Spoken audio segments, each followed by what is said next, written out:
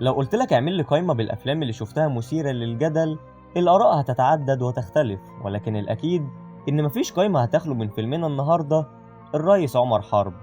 الفيلم اللي من أول لما اتعرض في سنة 2008 وهو عامل حالة جدل كبيرة جدا لحد دلوقتي، خلت الآراء تبقى منقسمة حواليه بين اللي بيشوفوا فيلم عظيم وبين اللي بيشوفوا فيلم سيء. فكان لازم نعرف الحقيقة فين وإيه السبب وراء كل ده.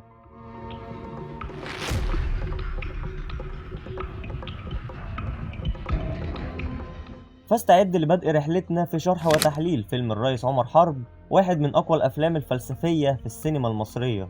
الفيلم اللي بيمثل صورة مصغرة من الحياة اللي بنعيشها ولكن داخل عالم الكازينو بشكل مميز وفريد، قدر من خلاله يكسر كل الحواجز ويناقش بحرية أفكار جريئة ومريبة. فتعالوا نتعمق سويا ونشوف ازاي ده حصل، وهل الفيلم ده ظلم نفسه ولا احنا اللي ما فهمناهوش وظلمناه بنظرتنا ليه. وعشان نعرف مع بعض ازاي الريس عمر حرب ما كانش بس بيسيطر على الناس اللي في الكازينو، بل كمان بيسيطر على كل واحد فينا. فيلم الريس عمر حرب كما لم تراه من قبل. اكشن. هتروح على فين؟ العالم ده كله بتاعي.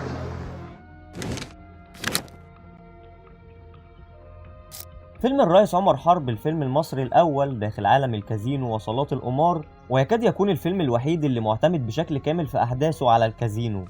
عمر حرب برضه انا كنت بحب الفيلم ده جدا. طبعا، ويمكن برضه الفيلم المصري الوحيد يعني اللي كله في الكازينو وعالم الكازينو. الفيلم ده من ساعة لما اتعرض لأول مرة في سنة 2008 ولحد وقتنا هذا وهو عامل ضجة وجدل واسع. يعني شوف عدى عليه حوالي بتاع 15 سنة وما زالت الناس حتى الآن شايفاه ان هو فيلم غريب ومش مفهوم. أحداثه كلها بتدور جوه الكازينو، وقدر صناع الفيلم من خلال العالم المريب ده ان هم يناقشوا مفاهيم كتير زي الخير والشر، القوة والسلطة، الخوف والفضول وحاجات تانية كتير. وده اللي خلى الناس تستغرب اللي هو احنا مالنا يا عم بالكازينو اصلا، يعني هو مش من ثقافتنا، وكمان عارفين ان هو حرام. وبعدين يعني ايه الكلام اللي مكلكع اللي انت جاي تقوله لنا ده، ان الانسان ممكن يستغنى عن جزء من حريته وسلطته من اجل ان هو يتوفر له الحماية، وان اصلا ممكن المسار اللي بياخده كل واحد فينا بارادته يكون بيخدم بيه على حاجة اكبر. يعني احنا مثلا فاكرين اننا بنعمل اللي احنا عايزينه، لكن في الحقيقة احنا بنعمل اللي حد تاني عايزه مننا، وكمان المفروض ان ده بيحصل بمزاجنا. اسئلة كتير عزيزي المشاهد انا عارف، هل القناعة والرضا قادرين يحموك ولا شهواتك هي اللي بتسيطر عليك؟ يا ترى احنا على طول متراقبين؟ يعني تفتكر في حد بيدير العالم ده وبيتحكم في مسار كل واحد فينا؟ والشر والتحكمات وان الماده تعمل ايه في البني ادمين وممكن تخليك تبيع اعز ما تملك على. قصتنا بتبدأ مع خالد، شاب بسيط حب ان هو يتجوز، وعشان يجمع فلوس الجواز قرر انه يشتغل كديلر في كازينو، وكان فاكر ان هو هيلاقي هناك شوية ناس فاسدة بيلعبوا قمار وخلاص. ولكن في الحقيقة لقاهم حاجة تانية خالص، ولقى نفسه جوه عالم بتحكمه قوانين وقواعد مختلفة، وجواه الكل متراقب، والمتحكم في العالم ده هو المدير، واللي ما كانش شخص عادي، بل بالنسبة لخالد كان لغز كبير جدا، الريس عمر حرب. ومن هنا بتبدأ رحلتنا.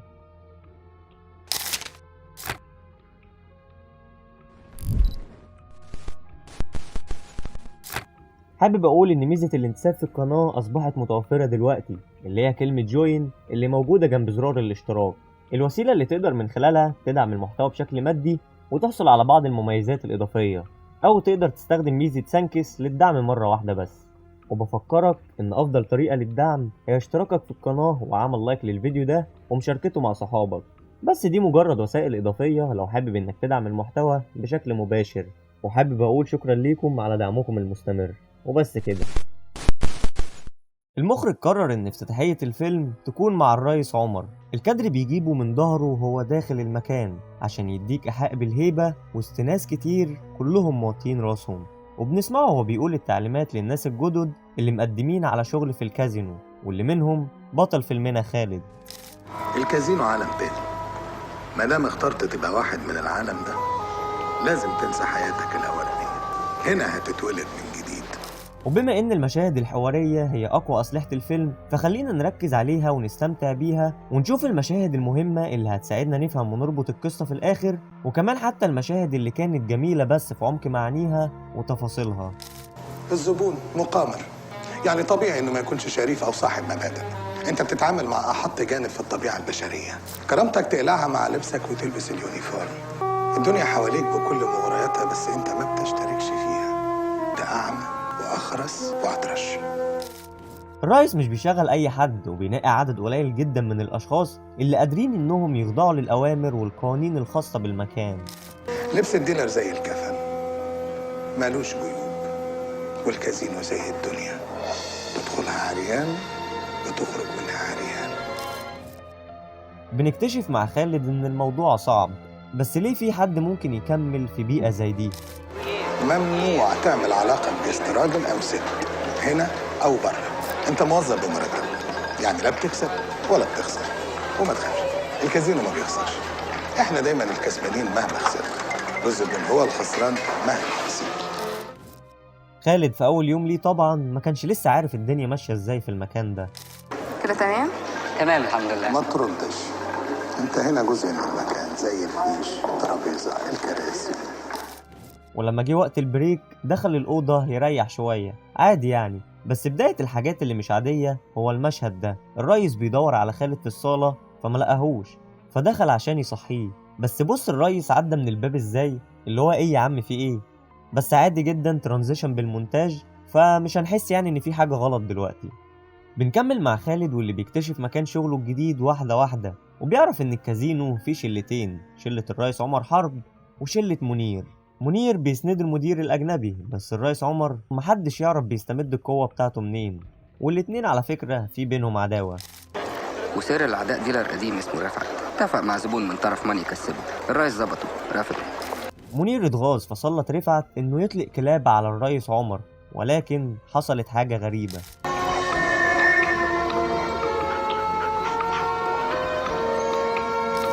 ودي أول تلميحات من المخرج إن الريس عمر ورا حاجة فعلا. شخصية الريس عمر في أول 10 دقايق بس أصبحت لغز كبير لخالد. الرئيس كان بالنسبة لي لغز كبير، هو المدير الوحيد اللي سموه الرئيس دونا عن باقي المديرين. عايزك تاخد بالك إن عمر ما كانش هو صاحب المكان، هو جه زيه زي أي حد، وقدر بقدراته الخاصة إنه يبقى هو الريس. بيقولوا كمان إنه قتل أبوه وورث منه ثروة كبيرة. ناس شايفينه إن أبوه أزرق شيطان، وناس تانية شايفة إنه مجرد موظف بس جديد شوية، وكل القصص والأساطير اللي بتتحكي عنه مجرد خيال. بس خالد كان شايف إنه مجرد مدير عادي بس جديد شوية، لحد ما في يوم بالصدفة شاف الريس وهو بيلعب على ترابيزة الروليت وبيتوقع الأرقام قبل ما الكورة تنزل عليها. 17 9 10. وهنا طبعا خالد استغرب زيادة، ودي تاني دلالة تخلي شخصية الريس لغز كبير لينا احنا كمان. بس ده يخلينا نسأل سؤال، هل خالد شاف حاجة ما كانش مفروض انه يشوفها وهتكون سبب في تغيير مسار حياته؟ لحد يوم صدفة، مجرد صدفة. ولا دي اصلا ما كانتش مجرد صدفة؟ واللي يخلينا نشك في كده كلام الريس في اول الفيلم. ما دام اخترت انك تشتغل هنا يبقى لازم تعرف انك هتكون دايما متراقب. 100 عين عليك وفوقيهم عين الكاميرا. على العموم خالد بدأ ينبهر بشخصية الريس وبدأ يتأثر بيه، من أكبر حاجة زي إنه يحاول يتوقع الأرقام على ترابيزة الروليت ويتدرب عليها، والأصغر تفصيلة وهي الطريقة اللي بيشرب بيها السجاير. بعد كده بنبدأ نعرف أكتر عن خالد وإنه قرر يشتغل في الكازينو من الأساس عشان يتجوز. ولما خطيبتي مشيت ورا أهلها وسابتني لأن فلوس الديلر حرام، لقيت نفسي موجود في الكازينو مش عارف ليه. وعلى فكرة في المشهد ده كمان اتسلط الضوء على موضوع إن الإنسان مخير ولا مسير. عايش لله هدف زي كل الناس دول، جم الدنيا ليه مش عارفين، ومكملين فيها برضه هما مش عارفين. الفكرة إن حتى لما والدته وإخواته وكمان صحابه رفضوا ياخدوا منه فلوس بسبب إن هي حرام يعني، خالد ما سابش الكازينو، بل بالعكس ساب البيت وقرر إنه يروح يعيش لوحده، وبقى بيحلم بحلم واحد بس بيتكرر.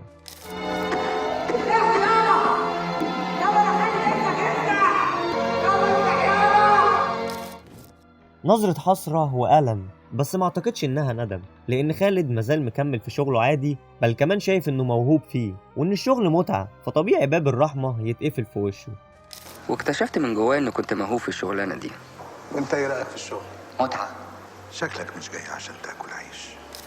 بعدها بنكمل وبنفهم سياسة الكازينو أكتر، وبنتعرف على أنواع الزباين اللي هناك. زي فؤاد حاج كان غني جدا وخسر كل ثروته في الكازينو، ووصل بيه الحال انه باع كليته علشان يعوض وبرضه خسر. وده يحيى الدهان من اتقل زبائن الكازينو، طول الوقت يرقص ويضحك حتى لو خسران، شايل ثروه في خزنه الكازينو ويلعب منها وقت ما هو عايز. بس مش كلهم هنا عشان اللعب، في اللي جاي عشان حاجات تانية. زي ميسيو عارف بيجي مخصوص عشان يسلف اللي بيخسره وبياخد نسبه. وفي زباين جايه للعلاقات زي حمد الدنجوي، ممثل قديم ما حققش اي نجاح في السينما وبيجي عشان يقابل الستات وطبعا بيصرفوا عليه. وده العدوي تاجر السلاح المشهور، زبون حريف. الرئيس دايما يقول عليه هو ده اللي يتخاف منه، لانه مش جاي يلعب، جاي يخسرك ويمشي، وده علاجه الحرب النفسيه. وبنشوف حبيبة أكتر زبونة غامضة في المكان، وعايزك تاخد بالك إن الريس بيعاملها معاملة مختلفة. خالد عشان هو متميز هو الوحيد اللي اتعين من وسط ال40 اللي ترشحوا للوظيفة دي. شايف اللي قدامنا دي بقى زينة، شغالة يعني بتجيب ناس في الكازينو وتاخد نسبة عليهم وكده. عرضت على خالد يديها $100 واللي كانوا وقتها عاملين 500 جنيه بس، مقابل إنها تهق وتمق معاه. بس ده كان رد فعل خالد. بعد اذنك. خلي بالك ان خالد لحد دلوقتي نوعا ما بيقاوم شهواته ومتمسك بالاصول بتاعته اللي هينسلخ منها تدريجيا مع توالي الاحداث. بيجي راجل يعرض على زينة فلوس مقابل انهم يعني فزينة بتضحك ضحكة غريبة، تحس ان هي غير سوية، وده اللي احنا فعلا بنتأكد منه لما بتمد ايديها للراجل، وبنفهم كده ان هي عندها اضطراب في شخصيتها، وده فعلا بنتأكد منه في الاحداث اللي بعد كده. اما دول حرام. هو ده عالم الكازينو، المال هو كل شيء فيه وكل شيء فيه للبيع. نيجي الحبيبة واللي الظاهر كده متسلطة على خالد، واخد بالك معايا؟ استنته بالعربية بعد ما خرج وخدته معاها، وراحوا عملوا برضه نفس الكلام اللي هو علاقة محرمة يعني، وطلع في الاخر ان العربية مش بتاعتها اصلا. المهم خالد بعد كده بيروح الكازينو وبيلاقي ان في شخص عايز يقابله، والشخص ده المفروض ان هو لعيب قمار كبير جدا يعني، ومجمع ثروات من الحوار ده، وكان هو اول من يدل خالد على اهمية الطموح، وهنكتشف بعدين انها تفصيلة مهمة. أحلامك شنو؟ أنت لازم تعيش سعيد، لازم تحقق كل طموحاتك. المهم ان الراجل ده ادى خالد ورقة فيها الارقام اللي هيلعب عليها بكرة، وطلب منه يعني ان هو يكسبه ويقسموا المكسب بالنص بينهم. بس اللي عندهم خبرة ممكن يكسبوك اكتر مني بكتير، اشمعنى انا؟ عندي أسبابي الخاصة. صحيح، السؤال المهم اشمعنى خالد؟ المشاهد دي هنستدل بيها على حاجات بعدين، فعايزك يعني تبقى واخد بالك معايا. اسف مش هقدر. نعم؟ مش هقدر. المهم ان الراجل ده بعدها راح لخالد هزقه في الكازينو، وحرفيا اداله بالجزمة يعني. وطني هلكني الكلب. وخالد طبعا ما ينفعش يرد، قوانين المكان بقى. مش هتقدر تعمل حاجة، ولو عملت حاجة هتطلع بره. انا هسيب الشغل. اوعى تاخد قرار وانت منفعل. خالد بعدها بيخرج من الكازينو ويلاقي مين مستنيه، زينة، واللي برضه بتاخده بالعربية ويروحوا البيت يعملوا نفس الكلام، علاقة محرمة. على العموم يعني الحاجات دي مش موضوعنا خالص، ولكن انا بذكرها عشان في اخر الحلقة هيكون في جزء كده هتكلم فيه عن بعض النقاط واللي منها الموضوع ده. المهم ان خالد في الوقت ده بيجيله الحلم تاني. يابا يا خالد افتح. كنت حاسس اني ملعون في ارض ملعونة. بعد كده بنلاقي ان كبر في دماغه موضوع ترابيزة الروليت وتوقع الارقام عليها، فراح يكلم منير واللي بينه وبين الرئيس عداوة عشان يعني يقدر ان هو يجيب له ترابيزة يتدرب عليها، وفعلا منير وافق وقال له ان هو يجهز له الفلوس. كمان يومين هجهز لك 13. وبعدين الراجل حد يبتدي حياته برقم 13. حوار رقم 13 ده ان في ناس بتعتبره نذير شؤم وكده يعني، وهتلاقي في بعض الاوتيلات مفيش غرفة برقم 13 يعني على اساس ان هو الموضوع نحس وكده. المهم ان دلوقتي هنروح نستمتع بواحد من المشاهد القوية في الفيلم ده، واللي هيكون بين خالد والريس عمر. عارف انك مش هتقدم استقالتك، ده انا كنت مراهن نفسي من اول ما شفتك، عرفت انك مختلف. عايزك تركز مع كل كلمة وتفصيلة بتتقال. الناس هنا نوعين يا خالد، نوع عديم الموهبة، هم دول اللي اتحط لهم القانون. القانون سور يحميهم ويأيدهم في نفس الوقت. النوع التاني الموهوبين والقدرات الخاصة، دول ما اتحط لهمش القانون إلا علشان يكونوا فوقيه. الريس قال لخالد ان كل ده ممكن يبقى ملكك، بس لو جاتلك الجرأة انك تحلم وتصدق حلمك. بس كل حرية ولها شرط، مهم تعرف الشرط. والأهم تعرف مين اللي بيحط. بنروح بعد كده نشوف ترابيزة الروليت وهي بتوصل البيت عند خالد، واللي بيفضل يتدرب عليها كتير جدا. كانت خطتي إن أنا أبقى زي الرئيس، إله الحظ، وساعتها هقدر أنتقم من يحيى الدهان. بعد كده يحيى الدهان الراجل اللي جه هزقه راح يلعب على الترابيزة اللي خالد واقف عليها كديلر. بس واخد بالك مين واقف بيراقب هنا؟ مش موضوعنا دلوقتي. المهم ان احيانا الدنيا بتديك فرصة للانتقام، بس للأسف خالد ضيعها، وبدل ما يخسر يحيى الدهان كان بيكسبه بالغلط، فرجع البيت تاني وقعد يتدرب من جديد. في اليوم اللي بعديه حبيبة راحت تلعب على الترابيزة بتاعته في الكازينو وخسرت، فخالد خرج وراها وقال لها تستناه تخلص ويتقابلوا بره. الخسارة بتاعتك مش مستاهلة الزعل ده كله. أنا عزيز جوزي عنده سرطان في المخ، أنا استلفت من طوب الأرض عشان عليكم. صعبت على خالد واداها فلوس مكان اللي هي خسرتها النهارده، ولقيت نفسي بمني روحي إنها تكون ما بتحبش جوزها وواقفة جنبه بس بدافع الوفاء والعشرة. مش بس كده، ده خالد بيكشف السر الكبير بتاعه ليها، وان عنده ترابيزه في البيت وبيتدرب عليها، وقال لها كمان هديلك ارقام تلعبي عليها عشان هو يكسبها. الأرقام اللي هديها لك كلها نيبرز، يعني ما تراهنيش أقل من $25. الرقم نفسه رقمين قبل ورقمين بعد. وفعلا خلاها تكسب. وبعدها بيجي يحيى الدهان، اهي فرصه كمان لخالد، ولكن فعلا بيقدر ان هو يخسره. حرفيا خالد انتقم وجابه على الحديده، وكل ده قدام عيون الريس. بس بنلاقي ان بعدها يحيى الدهان بيتعمل معاه نفس اللي الريس عمله مع رفعت في اول الفيلم، بس المرة دي كان في حد تاني هو اللي ورا الموضوع ده. لقيت نفسي بعمل كده ومعرفش ليه، هل عشان افش غلي ولا ده كان بسبب انبهاري بالريس وبحاول اقلده. بنشوف المشهد اللي بعد كده الريس وهو بيلعب على الروليت، بس المرة دي موقف خالد قدامه وقال له طبعا سمعت عني حكايات كتير تخوف، بس اللي يسمع غير اللي يشوف. الغريبة اني لقيت الورقة اللي عليها الارقام اللي اديتها الحبيبة واقعة تحت رجلي. مش عارف هل وقعت مني ولا الريس رماها لي عشان يعرفني انه كشفني. خالد اتحول من موظف عادي لريس، ريس الحظ، واللي بيقرر يكسب مين ومين لأ. وبقى عندي فضول اعرف عن حياة الناس ودوافعهم للعب.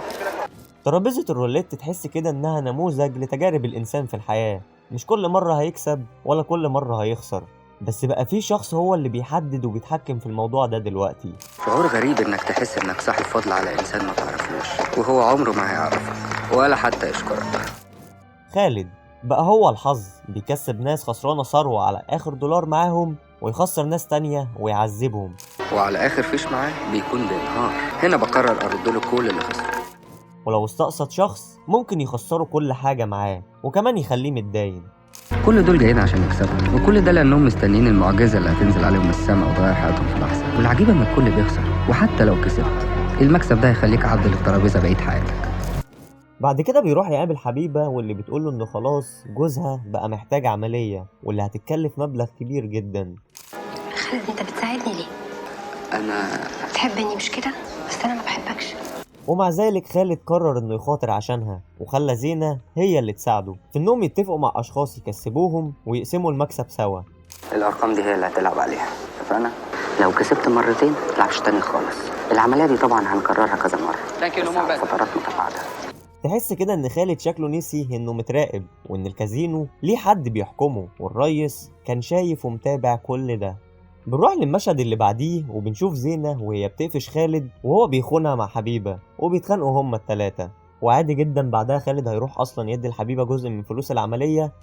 يعني ما طلعتش البريء، ضحية الحب من طرف واحد.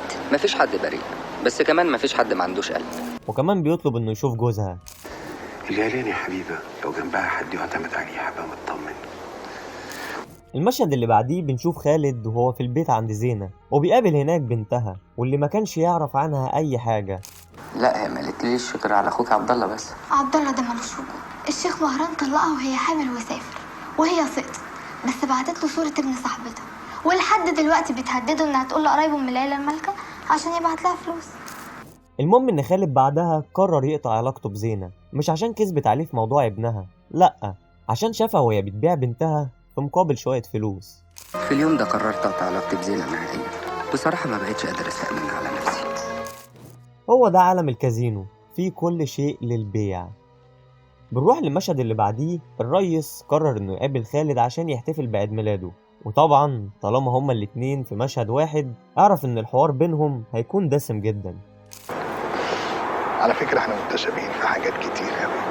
احنا الاتنين خرجنا من حضن الأسرة لأسوة الوحدة، ودي ضريبة الاختلاف. الريس خد خالد للبيت عنده عشان يحقق له حلم قديم من أحلامه. طبعا كنت متوقع فيلا أو قصر، أو على الأقل شقة فيها عفش فخم كده، بس أنا ما بحبش الكراكيب. الفقراء بس هم اللي بيحبوها، بيخافوا من الفضاء، يحبوا كده يلاقوا حاجات كتير حواليهم عشان يحسوا بلذة الامتلاك. وعشان نعرف كمان الفلسفة المريبة اللي بيملكها الريس عمر. بس الفلوس هي الطريق للسلطة، يعني لو امتلكت السلطة مش هتبقى محتاج لها. ده عنده مستوى معين من السلطة، انت بتزهد في كل شيء.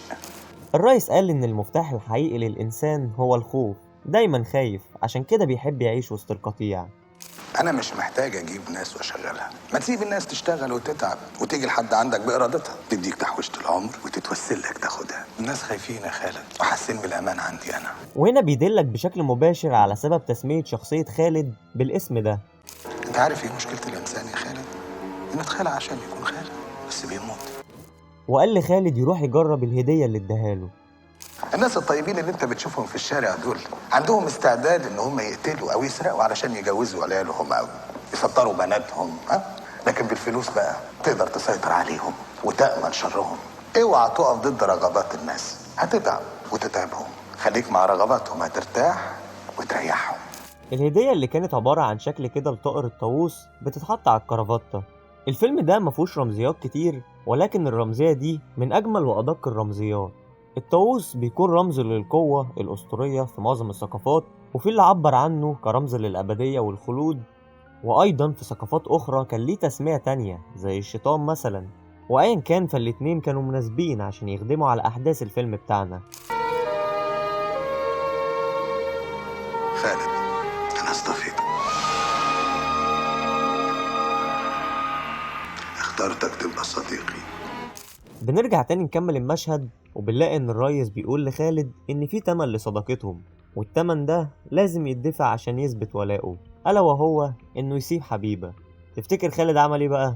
راح لحبيبة يقول لها على كل حاجة. هو عايزك تبعد عني. اوكي حبيبه افهمي، انا مش خايف منه، بس ما ينفعش اخسره عشان استمر في الشغل واقدر ادبر فلوس العمليه. انا مش عايزه منك حاجه، انت اللي لازق لي. اوعى تكون زي خالد في المشهد ده، يعني بعد كل اللي عمله عشانها البت قالت له انت لازق لي وسابته زي العبيط كده ومشيت. بص هو انت عموما اوعى تكون زي خالد اصلا. بعدها بيشوفها وهي داخله الكازينو مع راجل تاني، وكالمعتاد مين واقف بيراقب؟ الريس عمر. واللي بنشوفه في المشهد اللي بعديه هو وخالد قاعدين سوا مع بعض. من اول ما شفتك حبيتك، ما تستغربش، انا يمكن قسيت عليك شويه، كنت عايز اعرف معدنك وظني طلع في محله. انت الابن اللي طول عمري بتمناه. طول ما انت معايا مفيش حد يقدر يمسك في الكون ده كله. ومن هنا بتبدأ ذروة الأحداث بتاعة الفيلم أو الكلايماكس زي ما بتتسمى يعني. وبنلاقي زينة بتكلم خالد وبتقوله إن الريس كشف الشيخ نور، الراجل اللي هما بيتفقوا معاه يعني يكسبوه في اللعب وكده. وفعلا خالد أول ما بيروح الكازينو الريس عمر بيطلب إنه يقابله. أول مرة تشوف عملية إعدام ورق لعب، الكوتشينة اللي بتلعب بيها بتفسد، اللي بيفسد لازم يتعدم. مبروك أنا رجيتك. بعد كده خالد عايز يشوف حبيبة، يقوم جايب رقم غريب ومتصل بيها ويقول لها إن هو من المستشفى وإن جوزها تعبان ومحتاج إنه يشوفها ضروري. انا اسف بس ما كنتش قادر اشوفك بتركبي معاه واقفه اتفرج. المهم انك مش محتاجه فلوس، انا هعرف اتصرف، ما تقلقيش انا هتصرف. مازال مصر إنه يكمل مخاطرة عشانها، وراح بعدها لمسيو عارف الراجل اللي بيسلف الناس في الكازينو. انا عارف ان في ناس كتير مديونة ليك ومش قادرين يسددوا، بس انا اقدر اكسبهم في الرولات واخليهم يسددوا كل اللي عليهم. وقدر بالاتفاق معاه انه يجمع فلوس تاني، بس المفاجأة انه لما راح يحطها في الحساب لقى ان الحساب فاضي مفهوش ولا جنيه. دول تقريبا باقي فلوس العملية. انت دفعتي كام وباقي كام؟ 20,000. كدابة. انا مهما قلت لك مش هتفهمني. انا مش قادر اصدق، وخوفك عليا كل ده ايه كده؟ تمثيل؟ انت مش فاهم حاجه، مش فاهم حاجه. بنستكمل الاحداث وبنشوف ان خالد راح الكازينو وهناك قابل منير. في شأن عمر هيلاقي الديلر اللي اعترف عليه الشيخ نور وهينتقم منه. وفعلا الريس انتقم من الديلر واللي كان تفاحة، هو اسم الشخصية بتاعته كده عشان ما تستغربش يعني. ساعتها أدركت إن الشيخ نور كان بيتعامل مع ناس غريبة، بس برضه فضلت قلقان ومرعوب إنه يكون اعترف عليا أنا كمان، خصوصا إن نظرات الرئيس ليا كانت بتخليني أموت في دلوقتي، كأنه كان عايز يقول لي إنه عارف كل حاجة. خالد خلاص قرر انه يروح للريس ويعترف له بكل حاجة، يمكن يسامحه. انت غلطتك ما تستاهلش كل الندم ده يا خالد، وانا الحاجة اللي بعصر فيها الحب. اطمنت شوية إنه ما يعرفش إني عملت أي حاجة غلط غير حكاية حبيبة، اللي هي كمان على فكرة اختفت من بعد آخر يوم قابلها فيه، وزي ما تقول كده ودعته كأنها عارفة إن هي مش هتشوفه تاني. وقررت أرجع موظف عادي في الكازينو بدون أي ألعاب غير قانونية، بس المشكلة برضه ما انتهتش، بالعكس حسيت إن هي ابتدت. بس مع ذلك بدأت الكوابيس تطارده، واللي كان أولهم خبر موت حمد الدنجوان. التحقيقات قالت إنه مات بسكتة قلبية، بس في ناس قالت إنه انتحر بعد رجوعه من الكازينو خسران. ركبني رعب فظيع إنها تكون ليلة من الليالي اللي أغرته فيها باللعب واتسليت بيه. وبدأ خالد يحس بالذنب مع كل حادثة جديدة بتحصل، وبدأ الشعور بالذنب يزيد مع كل حادثة جديدة بتحصل.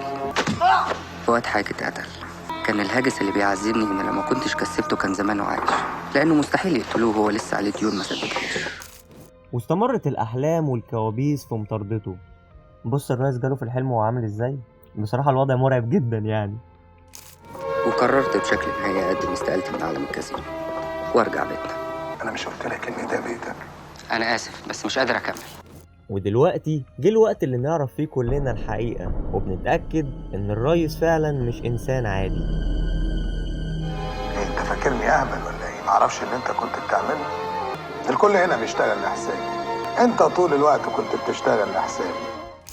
الحقيقة كاملة بتظهر قدامنا، وبنعرف إن منير زيه زي أي حد في المكان، مجرد شيء بيتم ترويضه، دمية بيتحكم فيها الريس عمر في سبيل الإغواء والخداع، وإن محدش يرتقي إنه يبقى عدو ليه أصلا.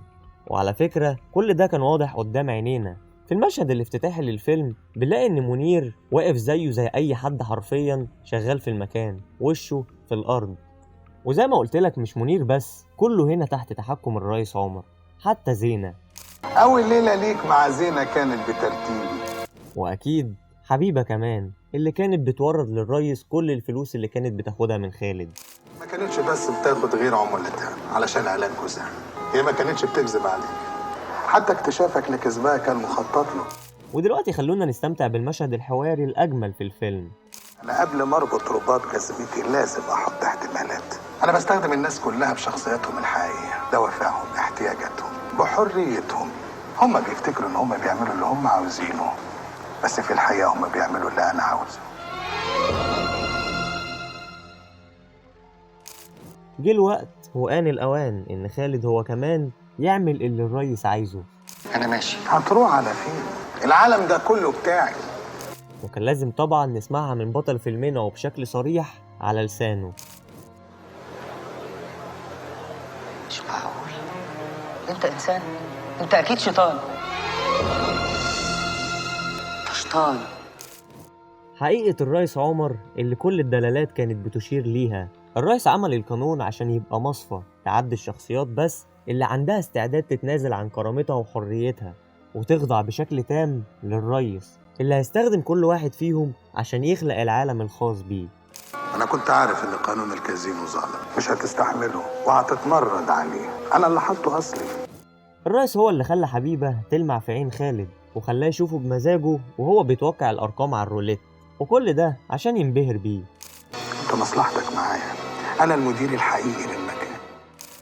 هو اللي بعتله الراجل اللي كان عايز خالد يغش لحسابه، وهو اللي خلى الراجل يروح يهزقه عشان تبقى فرصته الوحيدة للانتقام إنه يتدرب على توقع أرقام الروليت، واللي هتبقى نقطة فاصلة في تغير شخصية خالد. فبالتالي أصبح الريس بالنسبة لخالد هو الداء والدواء. أنا من أول ما شفتك لمحت فيك موهبة وقررت أنميها، بس زي ما اديتك الموهبة ممكن أخدها منك تاني. خلاه يكتسب موهبة فكر إنه بسببها هيكون ليه تحكم في حياة الأشخاص وسلطة عليهم. بس إذا قررت إنك تبقى فاسد ما ينفعش ترجع تبقى بريء. اللي ياكل من الشجرة ما ينفعش يبقى بريء. بس خالد ما كانش يعرف إن علاقته بالريس هتكون علاقة خضوع تام، عشان يمثل لنا المخرج فيها إغواء الشيطان للإنسان وإزاي قدر يخدعه. كبرت؟ عايز تلعب؟ العب، بس تحت ايدي هتخرج عن الحدود هسحقك. وبما ان عمر انشأ العالم الخاص بيه ووضع له القوانين اللي تساعده في استغلال كل شخص فاسد عشان يحركه في الاتجاه اللي هو عايزه، وكمان يحدد له مصيره بالرؤية اللي هو شايفها مناسبة ليه. طالما دفعت الثمن يبقى لازم تبقى شريك في الربح. فبالتالي أصبح الكازينو صورة مصغرة من الحياة، والأشخاص اللي موجودين فيه هم عبد لشهواتهم، واللي خلت فوقيهم ريس زي عمر، واللي أخيرا لقى شخص شبهه ومناسب إنه يورث من بعده كل ده. انت كنت بتهرب مني ليه يا خالد؟ تعرف ليه؟ عشان من الأول خالص خدتني قدوة ليك. تعال، أنا فاتح لك دراعاتي، كفاية صراع كفاية تعب. ابني يا حبيبي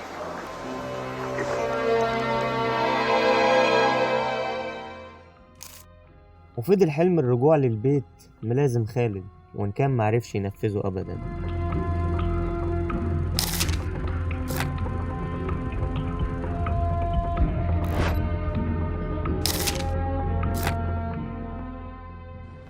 رحلتنا لسه ما خلصتش، لأن عندي تعليقات كتيرة جدا وكلام مهم عن الفيلم هيتقال في نهاية الفيديو، بس خلونا دلوقتي سريعا نتكلم على الأداء التمثيلي، ونبدأ بهاني سلامة، واللي شاف إنه عمل الدور بشكل كويس، ولكن ما يتحسبش ضمن أفضل أداءاته التمثيلية. الشخصية كانت خسرانة فرصة التعبير بلغة العيون، وردود فعل كتير ما طلعتش بأحسن حاجة، وتكاد تكون المشاعر متخبطة في أغلب الأحيان.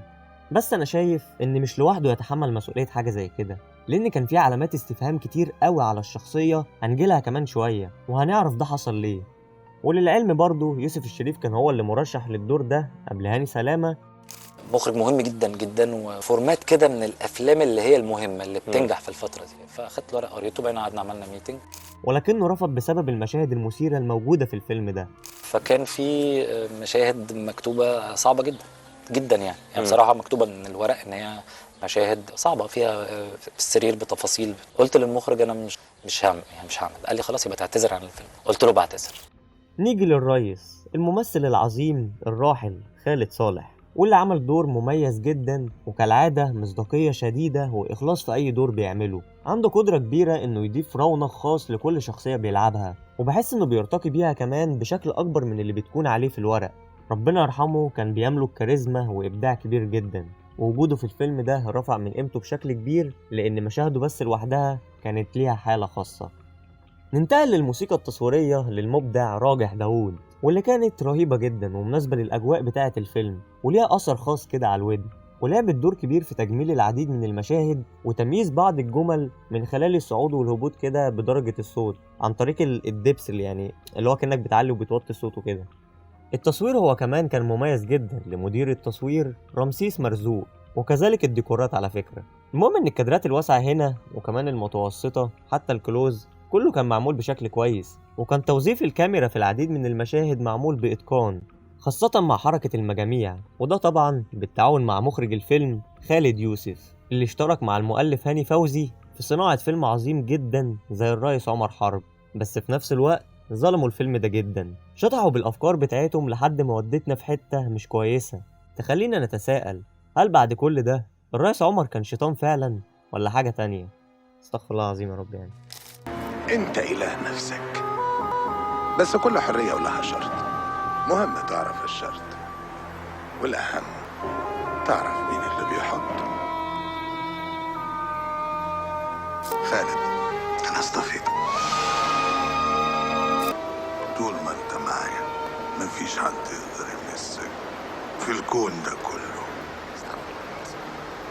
اللي اتعود يبقى اله ما ينفعش تاني يرجع يبقى عبد.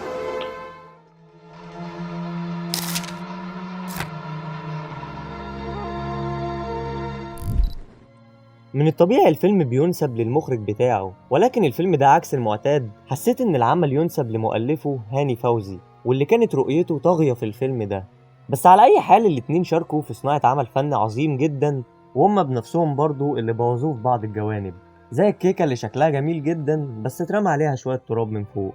ودلوقتي خلونا نتكلم على بعض العناصر اللي من غيرها الفيلم ده كان ممكن يبقى احسن بكتير ويروح في حتة تانية خالص، وكان هيبقى ايقونة في السينما المصرية.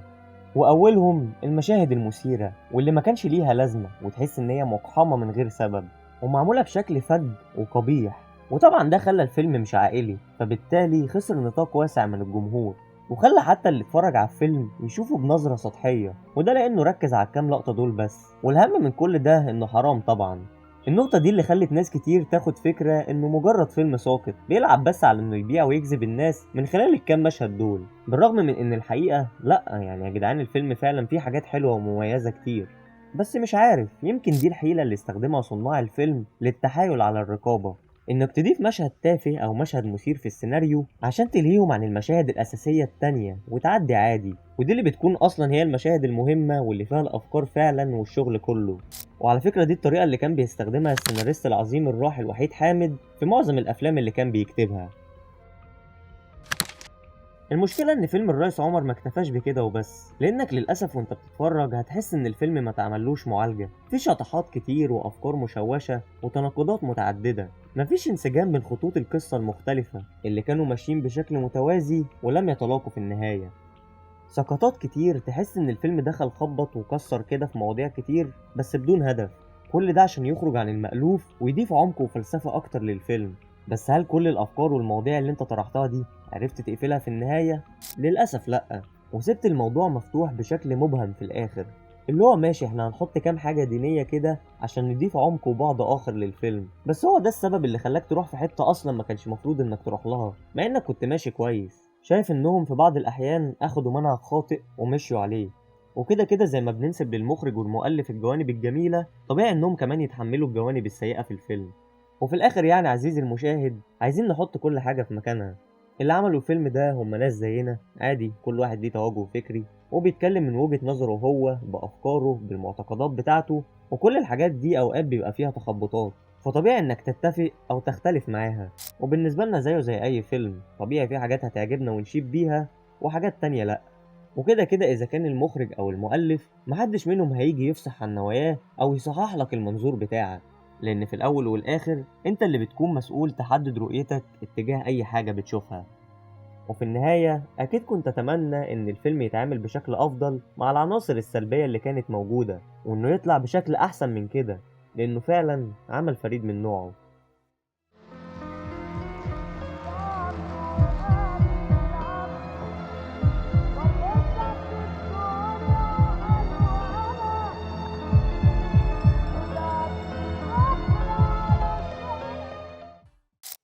وبس كده خلصت رحلتنا، ومعاها بينتهي الفيديو بتاعنا، واتمنى طبعا اكون قدرت اضيف حاجة جديدة او الفت نظرك لشيء او رسالة ما خدتش بالك منها وانت بتتفرج على الفيلم. والاهم في الاخر هو رأيكم انتم، واللي هستنى تشاركوني بيه تحت في الكومنتات.